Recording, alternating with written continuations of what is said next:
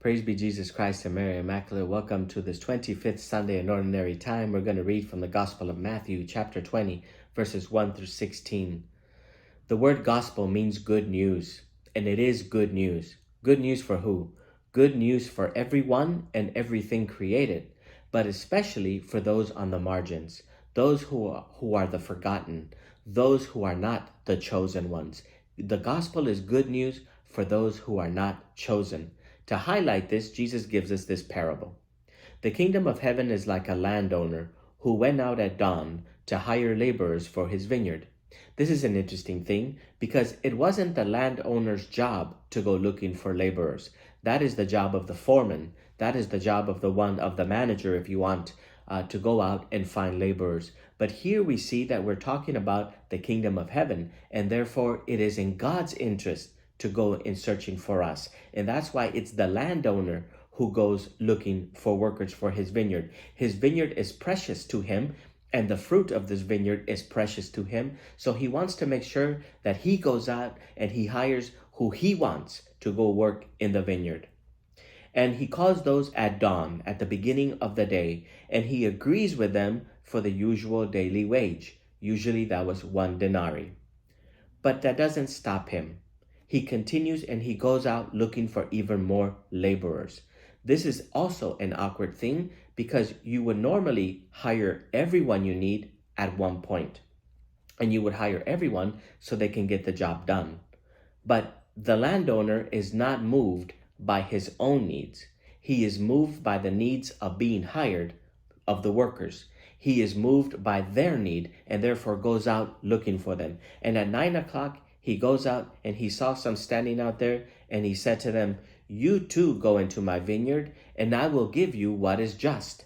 Notice here, he does not promise the daily wage. He gives them what is just. So he's connecting his calling them to the vineyard to his justice. He went again around noon, around 3, and even at 5. Again, this is not because he needed workers, but because the workers needed work. And he is moved by their needs. God is moved by our needs. It is our needs that moves God towards us. And he goes out at 5 o'clock and he asked them, "Why are you standing idle here all day?" And they answered, "Because no one has hired us. Because no one has chosen us."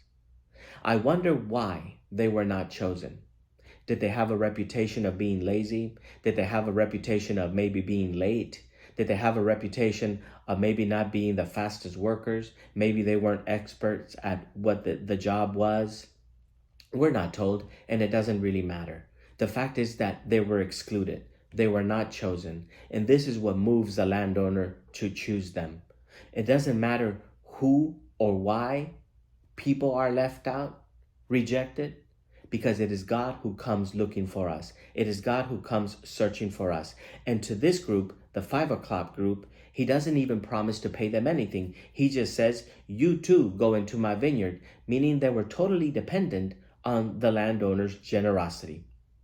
The day ended, and the landowner says to his foreman, "Summon the laborers and give them their pay, beginning with the last and ending with the first." This is an image of our time of encounter with God. This is an image of the last judgment, of the time in which we would have to give account to God about the work that we have done. When those who had started about 5 o'clock came, each received the usual daily wage. Notice here that those who got there first are watching, and they don't have a problem with them receiving the daily wage.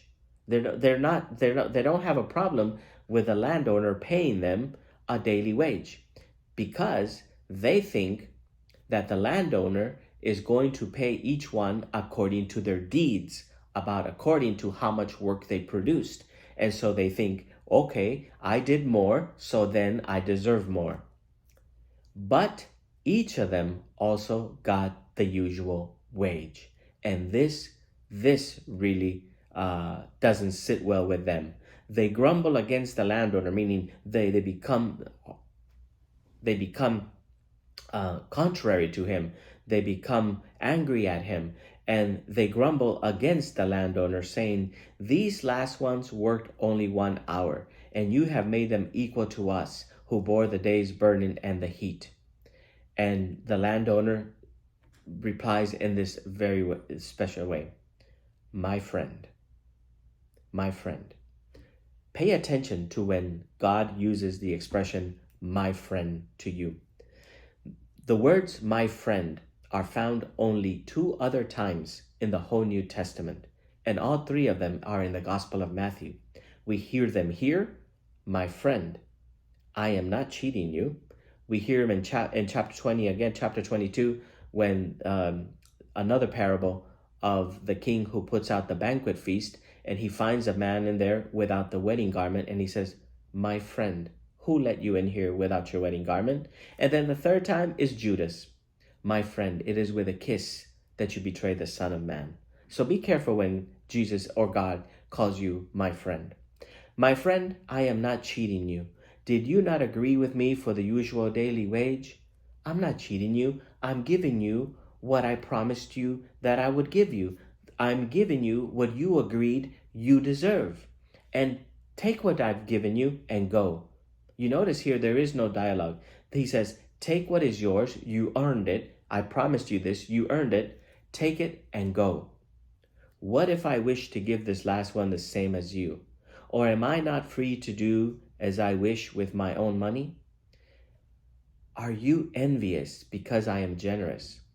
Are you looking at me the wrong way because I am generous? Because I choose to be good to everyone according not to what they deserve, but to their needs. There are some who need more, and God generously gives to us. Jesus says in the parable, "Thus the last will be first, and the first will be last."